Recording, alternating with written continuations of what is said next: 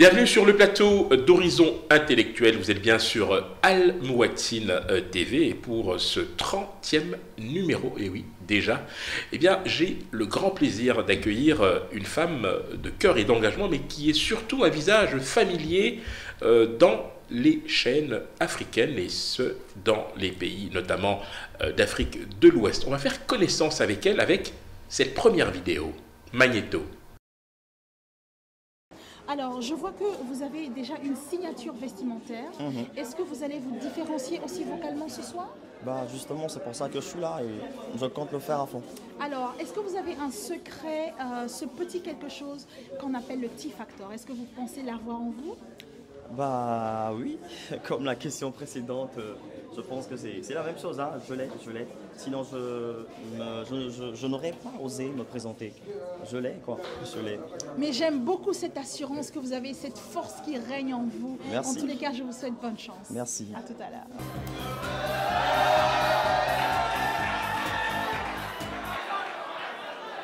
Bonsoir, cher public. Bonsoir, membre de jury. Bonsoir. Bonsoir. Je vois que vous avez un style, je pense... Comment est-ce qu'on appelle ce style? Pour moi, c'est un style à l'origine, à la Michael Jackson, si vous voulez. Justement. Ok, d'accord. Qu'est-ce que tu veux nous faire un truc à la Michael Jackson? Non, puisque je ne suis pas préparé pour ça, mais tout de suite, je vais vous faire ce pourquoi je suis là. Ah, si vous d'accord. voulez, si vous permettez. C'est quoi? C'est une chanson plutôt, excusez-moi, de Ben Lang Soul, titrée Soulman. Soulman. On vous écoute alors. Merci.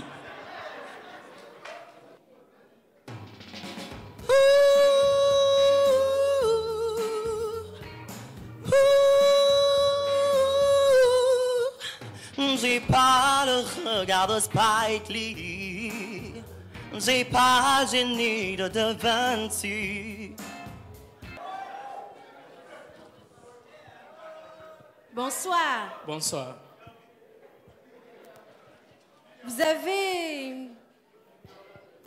Vous nous changez de style. Oui. C'est une autre couleur. Oui. C'est quoi? Comment on l'appelle?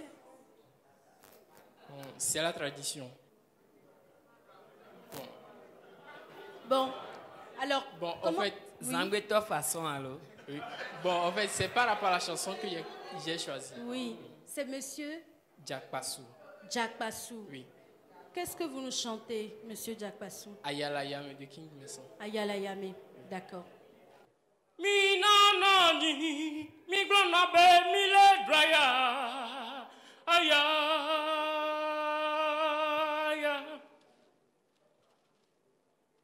Mi nanani, mi glona be mi le fue.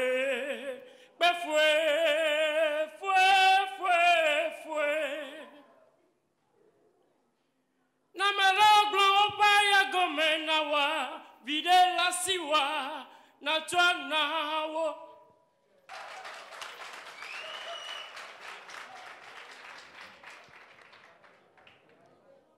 Kojo, Oui.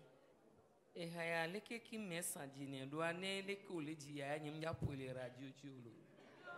E se un to, e gase un sugo oji nwede wa ola gba didi gbia ne me ba bobo ba didi banya sesini to. Ando nu sembe atro do viri swinti. Si. Félicitations, Jack Passou. Oui. Oui.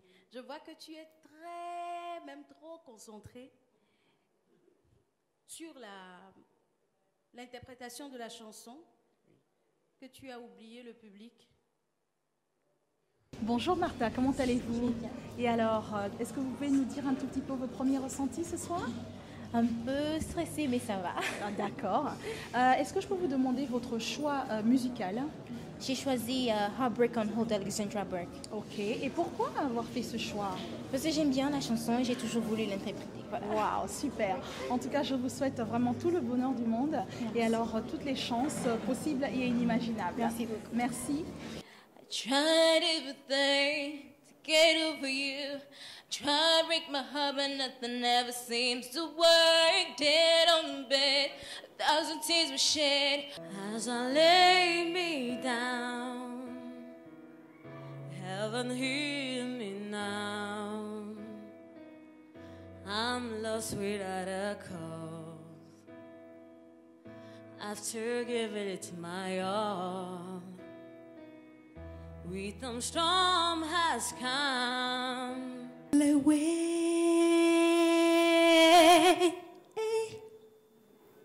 blow away, blow away me other fellow, blow away me other fellow, blow. Da da da, pour me yon as only you. Blow, blow, pour me yon as only you. La ta si que me da ta true. Blow. Merci Ayele. Merci beaucoup. Une petite impression juste avant la montée. Vous savez, chacun a son moment où son étoile brille. Oui. Je sens que mon étoile va briller. Amen. Amen. À tout à l'heure. Merci. I feel heaven, yeah. Come on and set me free. Oh, oh. Now in the midst of my battle, all hope is gone. Ok. Downtown in the rush car. Merci. Merci. Bonsoir Kossi. Bonsoir madame. Je te félicite. Merci, je te félicite. Je vois que tu as fait déjà un gros travail. Merci. Et je dis oui. Merci. Merci madame. Merci. Alors, Kossi Mawena, comment vous vous sentez ce soir? Oh, très bien. Super. Est-ce que vous êtes confiant?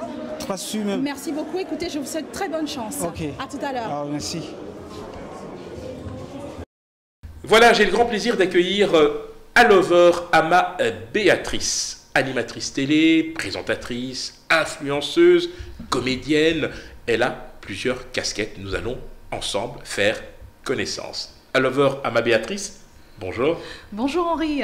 Alors, vous êtes venu spécialement de Lomé, hein, je dois quand même le préciser, Yeah. pour participer à cette émission qui vous est entièrement consacrée. On va évoquer ensemble d'abord le paysage audiovisuel africain à l'aune de ce qui s'y passe évidemment, mais aussi de votre carrière, hein, puisque je rappelle que vous présentez plusieurs émissions entre le Ghana, le Togo, la Côte d'Ivoire, le Burkina Faso. Alors vous êtes effectivement au front, hein, pour ne pas dire autrement les choses. Alors le principe de l'émission, évidemment, outre le fait que l'on va faire connaissance, c'est tout à fait normal, on va évidemment évoquer votre carrière et nous interroger au fond sur l'avenir, tout simplement, des médias sur le continent africain. Sont-ils à la hauteur? Est-ce que nous avons basculé dans une nouvelle époque avec l'arrivée notamment des réseaux sociaux? Quelle est la responsabilité des médias en général par rapport aux grandes crises qui traversent le continent africain,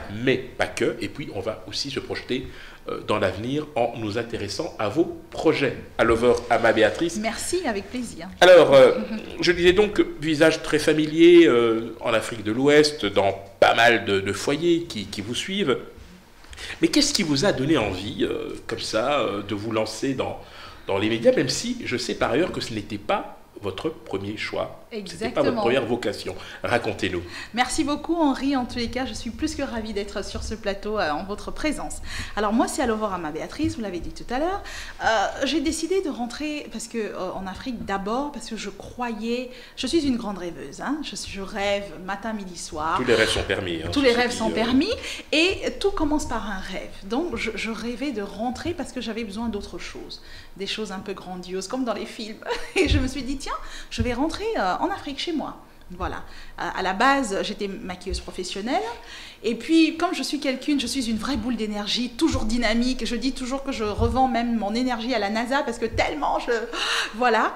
Et comme je suis ghanéenne par ma mère, togolaise par mon papa, j'ai vécu en Éthiopie, enfin, je parle presque 5 langues. On m'a dit, Béatrice, toi là, avec ton cha-cha-cha-cha, on va te poser devant une caméra, on va voir ce que ça donne.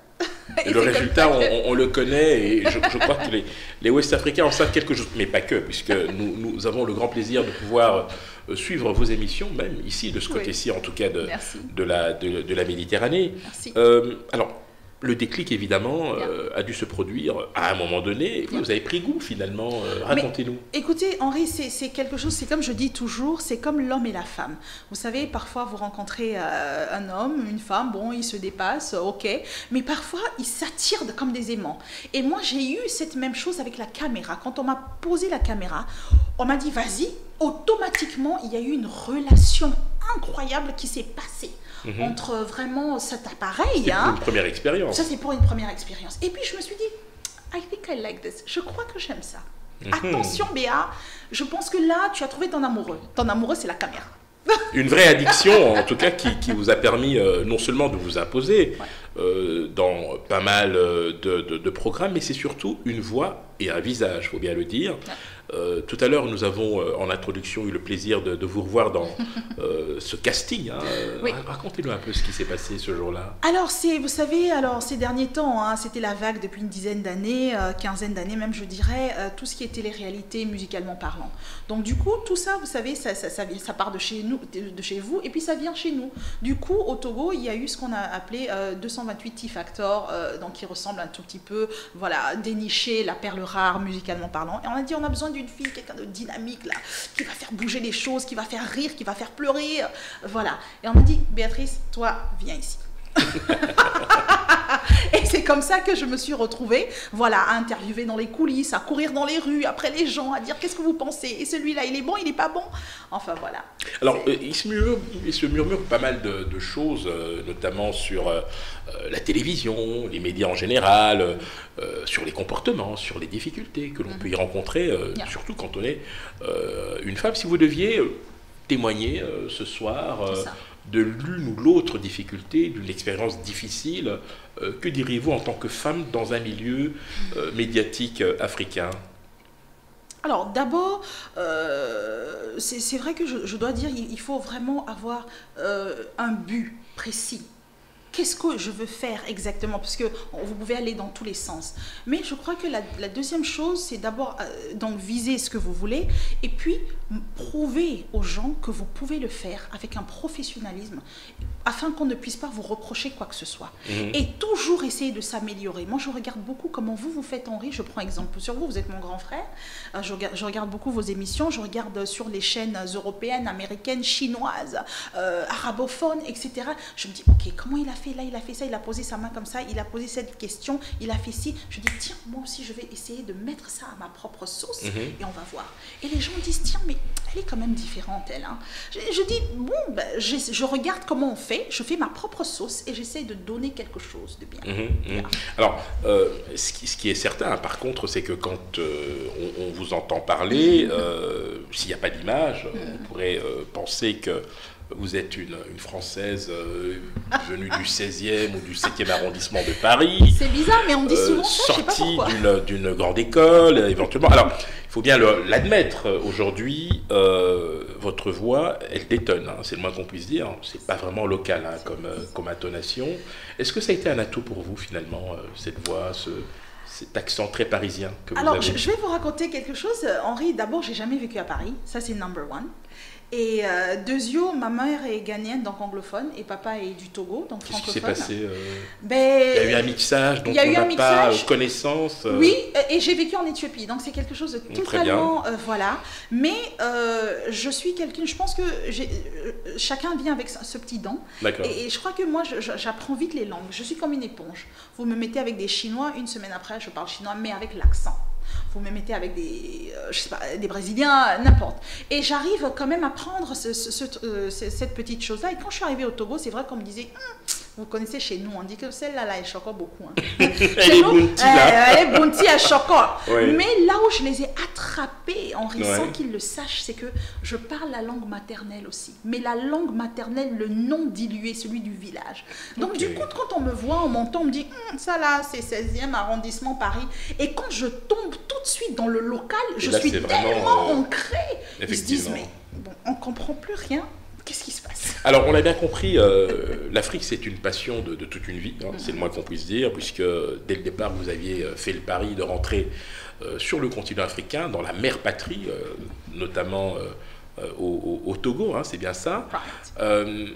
Qu'est-ce qui a été votre moteur? Qu'est-ce qui vous a vraiment motivé à ce moment-là, au-delà évidemment des difficultés que vous auriez pu rencontrer, et pourquoi cette foi, justement, cette passion en un continent qui est souvent présenté avec des lieux communs, hein, c'est les conflits, les guerres, les maladies, etc. Mais vous dites, moi, j'y vais parce que c'est chez moi. J'y vais parce que c'est chez moi, Henri, et j'y vais parce que j'ai une foi pas possible que je pourrais changer le monde. Comme je disais tout à l'heure, je rêve beaucoup. Et je ne sais pas pourquoi, mais je veux aider les gens, je veux aller vers l'autre, je veux partager, je veux mettre les gens ensemble. Parce que je sens que j'ai beaucoup d'amour à donner gratuitement. Et je dis, mais j'ai la foi que chez moi, je pourrais faire ça. Donc je rentre avec une foi, mais pas possible. Et les gens me disent, mais toi, mais Béatrice, qu'est-ce que tu as bu? tu es sûre que tu ne rêvasses pas un peu trop? Je dis non, parce qu'on dit justement que même quand tu es dans le noir et que tu ne vois pas l'escalier, mais tu crois qu'il y a justement, comment dirais-je, cette marche-là. Le fait d'y croire, tu vas marcher. Tout à fait. Exactement. Et c'est un peu ce qui s'est passé. Et je crois aussi, Henri, beaucoup en la loi de l'attraction. Et à partir du moment où j'ai déclenché cette foi-là, je me suis dit, non, moi, je vais réussir chez moi. C'est pourquoi aujourd'hui, on m'appelle souvent influenceuse. Tu nous influences. Alors, c'est d'autant plus vrai qu'en matière d'attractivité, vous n'avez pas du tout échappé à l'intérêt de cette émission qui est diffusée notamment en Côte d'Ivoire, hein, à Abidjan. Comment s'appelle cette émission déjà?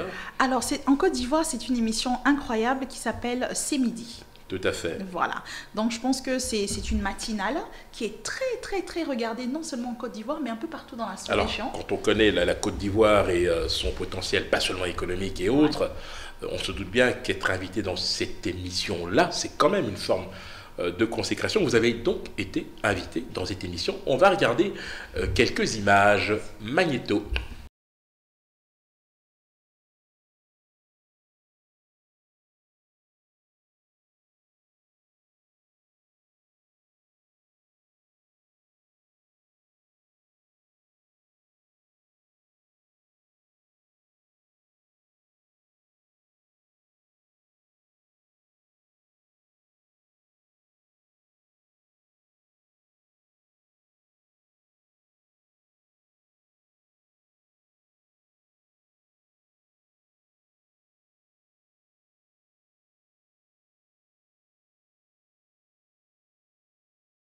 Alors, vous avez été accueilli chaleureusement par votre collègue.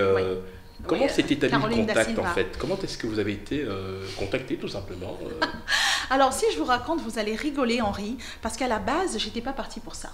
Ok, donc vous étiez sur place à Abidjan. Exactement. Pour autre chose? Pour autre chose, pour promouvoir en fait un festival de cinéma. Voilà, pour un collègue qui m'a dit, Béatrice, tu dois m'aider, comme toi tu es un peu dans les médias, il m'a dit, essaie d'aller voir 2-3 personnes en Côte d'Ivoire, de voir quelques radios, voilà, pour un peu promouvoir, parce que c'était la Côte d'Ivoire qui était à l'honneur. Et ça, c'était l'année passée en mars. Donc, je vais voir, donc je rentre à la direction comment dirais-je, de la production de C'est Midi, et je parle donc avec le directeur, il me dit, mais Béatrice, je sais pas, mais tu dégages quelque chose, j'aime bien. Il me dit, raconte-moi un peu ton histoire, d'où tu viens, d'où tu vas. Il me dit, tu as tellement d'énergie. Donc, en 2 minutes, il me dit, tu sais quoi? Ok, super. Allez, hop, dans quelques jours, c'est midi, c'est bâclé, hop. Ok, d'accord. Alors, effectivement, on l'a bien vu à travers les images, un accueil extrêmement chaleureux. Alors, on va peut-être parler concrètement de votre travail au quotidien, donc dans les émissions que vous animez. Alors, d'abord, le choix des invités, le choix des sujets, est-ce que vous avez le sentiment d'avoir une autonomie, une liberté en termes de choix? Votre ligne éditoriale, est-ce qu'elle est d'abord, avant tout, une question de principe que vous vous êtes imposée à vous-même? Oui. En fait, si vous voulez, j'ai commencé d'abord en tant que chroniqueuse dans des émissions matinales. Donc déjà, je travaillais pour une chaîne privée. Alors, je faisais des petites choses, astuces, make-up. Et puis, on m'a dit, tiens, propose-nous des choses. J'ai dit, ok, moi, comme j'aime les gens, je vais inviter les gens pour raconter leur vie, leurs histoires, leurs particularités, des choses comme ça. Donc après, je suis passée dans 2-3 autres émissions matinales, toujours en tant que chroniqueuse. Et puis l'année passée, j'ai eu la chance d'être passée en tant qu'animatrice principale, parce que ma collègue, donc voilà. Et là, j'avais vraiment le libre choix. Je me suis dit, moi, la façon dont j'aime l'humain, je sais qu'il y a tellement de gens qui ont des choses à raconter, qui ressemblent aux vôtres, aux miens, et on va s'entraider. Et alors, on va se donner des solutions. Mais pour ça, il faut que les gens, on les voit, on les écoute. Voilà, il faut qu'ils donnent de l'émotion. Il faut qu'on se dise, oh, mais c'est mon histoire. Ah, comment est-ce qu'elle a fait pour s'en sortir? Ah ben, ça veut dire que moi aussi, je peux m'en sortir. Donc du coup, j'ai commencé, la chaîne m'a dit, Béatrice, vas-y, on te laisse libre cours. C'est comme ça que j'ai commencé. Ça peut être, par exemple, un jour, j'allais au marché, j'ai rencontré un jeune homme qui faisait des choses extraordinaires avec du raffia. Oh, j'ai dit, oula, je lui ai donné ma carte, j'ai dit, est-ce que je peux t'inviter? Oui, bah, le lendemain, il était sur le plateau. D'accord, donc vous fonctionnez aussi au coup de cœur, en fait. Je fonctionne aussi au coup de cœur, les gens viennent raconter leurs histoires. Bon, c'est vrai, il y a tellement de talents chez nous, j'essaie d'aller chercher ces gens-là pour un peu les mettre un peu... Alors, on a bien compris, ce qui vous intéresse aussi et surtout, c'est cette Afrique qui marche, mais qui n'est pas toujours très connue, hein, cette Afrique des anonymes, mais tellement talentueuses. Écoutez... Oui. Incroyable, je vous assure Henri, mais il y a des perles de chez nous. Et puis parfois des gens d'une petitesse pas possible, mais d'une grandeur à l'intérieur en tant qu'humain.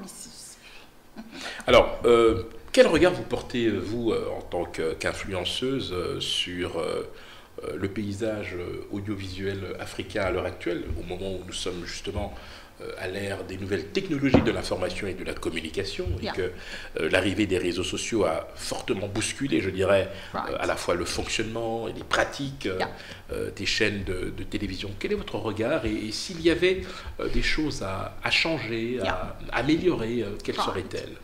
Bah, écoutez, parce que c'est vrai qu'en Afrique, alors on a les anglophones et les francophones. C'est vrai que quand vous allez automatiquement... Vous êtes baigné dans les deux, moi, je suis baignée dans les deux mondes. Hein. Exactement. Moi, mais bon, en l'occurrence, comme je suis au Togo, qui est un pays francophone, chez nous, c'est vrai que, par exemple, on a eu la chance ces derniers temps, d'ailleurs, je fais un coucou au directeur national de la télévision, si jamais il nous regarde, on a changé tous les appareils. Donc maintenant, on a vraiment de la haute technologie. On a dit au revoir à toutes les vieilleries. Et c'est bien. Mais bon, on est en train, c'est pas toujours, parce que c'est bien d'avoir des nouvelles choses, mais il faut former aussi les gens pour savoir comment les utiliser. Enfin, vous voyez ce que je veux dire. Mais quand même, on s'améliore beaucoup. Si on voit comment le Togo était au niveau audiovisuel il y a 10 ans et aujourd'hui, on sent vraiment une amélioration. C'est le jour et la nuit. C'est franchement exact. Maintenant, c'est sûr qu'il y a un travail à faire au niveau des mentalités aussi. Hein. C'est pas évident, mais c'est en train. Alors, au niveau des contenus, ça c'est sur le plan, on va dire, technique, avec... une mise à niveau nécessaire pour pouvoir être, je dirais, compétitif. Mais au niveau des contenus, est-ce que vous êtes, vous, pour le coup, satisfaite de ce que vous voyez aujourd'hui? Pas encore. Qu'est-ce qui manque? Au niveau, vous savez, chez nous, on a bon, le traditionnel, le culturel, on a la façon dont l'éducation. Donc il y a certaines choses qu'on ne peut pas aborder ou une certaine façon de faire qu'il faut faire attention. Parce que je ne sais pas si vous voyez ce que je veux dire. Donc ce n'est pas encore ouvert. Le poids de la tradition. Oui, il y a tout ce qui est poids de la culture. Ah, oui, beaucoup. Il y a des choses qu'on ne peut pas se permettre de faire à la télévision. Comme quoi, par exemple? Il y a certaines émissions, je ne sais pas comment dirais-je, on n'a pas encore cette ouverture d'esprit qui est encore en Europe ou aux États-Unis. Voilà. Il y a une autocensure, une forme d'autocensure qui se fait oui, de manière insidieuse ou volontaire. Volontaire, parce qu'il y a certaines choses, par exemple, aujourd'hui vous regardez des films, on s'embrasse ou des choses comme ça. Chez nous, bon, c'est pas encore dans les mœurs, on ne peut pas trop faire ça. Mais ça commence, parce qu'il y a beaucoup d'influence. Canal Plus est accessible au Togo. Je suis d'accord. Canal+ est accessible au Togo, mais si vous les faites sur les chaînes nationaux, c'est un peu compliqué. Mais dans chaque foyer aujourd'hui, c'est vrai qu'il y a Canal+, tout le monde regarde Canal+. Mais il y a encore, voilà, comment dirais-je, on protège encore nos valeurs. Moi, je pense que c'est en train. Quand vous allez chez les anglophones sont beaucoup plus ouverts. Ils sont beaucoup plus ouverts à la nouveauté. Voilà. Nous, les francophones, ça commence. Maintenant, il faut encore un peu de travail, la qualité d'image, du son, etc. Mais c'est en train d'arriver parce que j'ai beaucoup de collègues, par exemple, qui se font former aux États-Unis, en France et qui reviennent avec des drones, avec des caméras, derniers modèles, etc. Et qui essayent tout doucement, voilà, de corriger ça et de former les gens, les animateurs aussi. C'est pas encore tout à fait ça, mais ça commence. C'est une question d'ouverture d'esprit, je pense. D'accord. Alors, on va se projeter dans l'avenir sur le court, le moyen et pourquoi pas le long terme. Allover Ama Béatrice. C'est moi. Vous avez commencé comme chroniqueuse, vous l'avez rappelé. Ouais. En dépit du fait que vous vous prédestiniez en fait au maquillage, au monde du cosmétique. Au monde du cosmétique, au monde de la beauté, pour faire court. Exactement. Alors, on va se projeter dans l'avenir.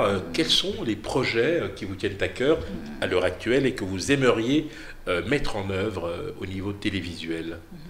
Merci beaucoup. Alors, j'ai la chance de voyager un tout petit peu ces derniers temps. C'est un euphémisme. Demain, vous êtes au Danemark, puis en Italie, un tout petit peu, oui. Mais non, c'est... Vous n'êtes pas à plaindre, en tout cas. Merci. Et vous savez, Henri, à chaque fois que je vais dans un pays, j'essaie de regarder à tous les niveaux. J'essaie de m'imprégner, d'apprendre, de regarder, de noter. Voilà. Et comme ça, dans chaque pays, c'est différent parce qu'il y a différents esprits, il y a différentes cultures, etc. Et quand je rentre chez moi, je me dis, tiens, là-bas, j'ai vu comme ça. Monsieur Henri, en Belgique, il faisait comme ça. Au Danemark, c'était comme ça. En Italie, c'était comme ça. Donc, j'essaye aussi d'abord d'informer mes collègues pour dire, voilà, comme ça se passe. Est-ce qu'on pourrait essayer de faire comme ça afin que nous tous, nous puissions avancer dans le... Voilà. Maintenant, moi, je crois toujours en l'Afrique. J'aime les gens, j'aime notre culture. Je pense que c'est bien de partir, mais il faut toujours revenir avec quelque chose de nouveau et former. Les jeunes aujourd'hui, ils ont soif, Henri, d'apprendre. Ils ont soif, ils ne demandent que ça. Ils disent, apprenez-moi, on veut faire comme vous. Comment vous faites pour devenir comme ça? Voilà, former les jeunes, c'est très important. Même les anciens, les mettre à la page. Voilà, c'est très important. Et moi, je dis, il y a tellement à faire chez nous.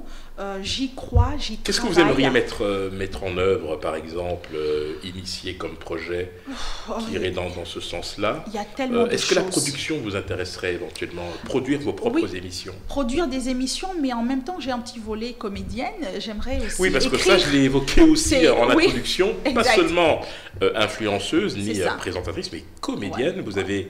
Vous êtes apparue dans pas mal de sitcoms, notamment. Et vous oui. prêtez aussi votre voix à des spots publicitaires. Right, actually. C'est-à-dire, moi, comme on dit, c'est mon gaga. C'est ma dope. Ok. Voilà, pose de voix, comédie. J'ai commencé aussi avec un peu de théâtre, avec un ami à moi qui est en France. Il s'appelle, le nom m'échappe, mais ça va revenir. À l'Institut français, on a fait quelques représentations. J'aime parler aux gens à travers la télé, la radio. Donc ça, c'est vraiment mon truc. Maintenant, il y a des gens qui ont fait des grandes écoles de communication qui viennent vers moi, qui me disent, Béa, donne-nous des astuces. Comment tu fais? Comment tu fais? Je dis, c'est vrai, on peut aller à l'école. Moi, je n'ai pas spécialement été dans une école de communication. Mais c'est la pratique, en fait, l'expérience sur le terrain. C'est la pratique, exactement.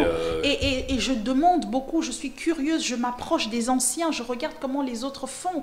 Et c'est comme ça qu'on fait sa propre cuisine. Donc, je pense qu'il y a beaucoup, beaucoup de choses à faire, notamment, par exemple, les jeunes filles aujourd'hui qui vont à l'école. Chez nous, par exemple, malheureusement, il y a un problème où elles tombent enceintes, elles laissent l'école, etc. Alors qu'au 21e siècle, c'est plus possible.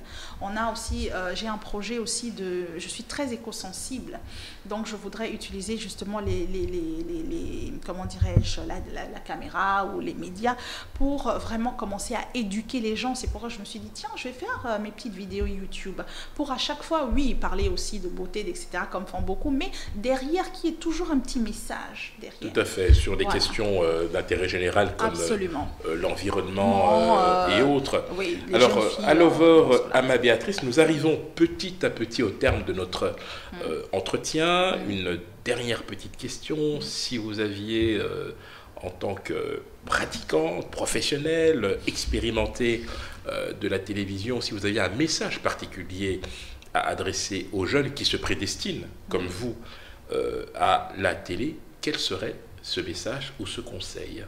Waouh, il y en a beaucoup, mais moi je dis toujours de toute façon que pour toutes les personnes qui nous regardent dans le monde entier, noir, blanc, jaune, vert, rouge, orange, nous sommes tous un. Et permettez-vous de rêver, et rêver en grand, et pas en noir et blanc, rêver en couleur. Parce que même si vous rêvez 500% et que vous atteignez 150, c'est déjà très très bien. Donc rêvez en grand, mais il ne faut pas juste être dans son lit et puis rêver, évidemment. Il faut avoir le but, il faut travailler dur et on peut échouer et c'est bien d'échouer justement parce que c'est là où on sort plus fort. Voilà. Alors, votre actu, elle est riche. Hein. Vous nous quittez donc pour le Danemark, ensuite ce sera l'Italie pour un festival de films. Oui. Alors, en termes d'actualité, mais vous concernant pour le coup, sur le continent africain, est-ce qu'il y a l'un ou l'autre rendez-vous que vous aimeriez annoncer déjà maintenant? Alors, allons voir Béatrice, Béatrice, pardon, elle est beaucoup aussi dans l'événementiel. Et alors, ces derniers temps, elle va ouvrir donc un espace voilà, de bien-être. À Lomé? À Lomé, oui. D'accord. C'est-à-dire dans l'événementiel, donc tout ce qui est présentation, animation, mais aussi dans tout ce qui est décoration événementielle. Dans l'art floral plus précisément, comme je le disais, moi la mer, notre planète Terre, je l'aime parce que c'est comme mon père et ma mère et je voudrais tout faire pour la sauvegarder. Donc je trouve qu'il n'y a rien de plus beau que les plantes, les fleurs et les fruits. Et pourquoi ne pas faire de très belles décorations avec tout ça? Vous savez, c'est magique. Enfin. C'est sur cette note et ce message à caractère floral que nous allons mettre un terme à cet entretien extrêmement chaleureux. Alover Ama Béatrice, merci infiniment. Avec plaisir. Je rappelle, animatrice, présentatrice, influenceuse, comédienne, bientôt productrice, hein, n'ayons pas peur des mots. Je l'espère. Voilà, quant à moi, eh bien, je vous retrouve très vite sur le même plateau d'Al Mouatine dans Horizon Intellectuel. Ce sera avec beaucoup de plaisir. À très bientôt.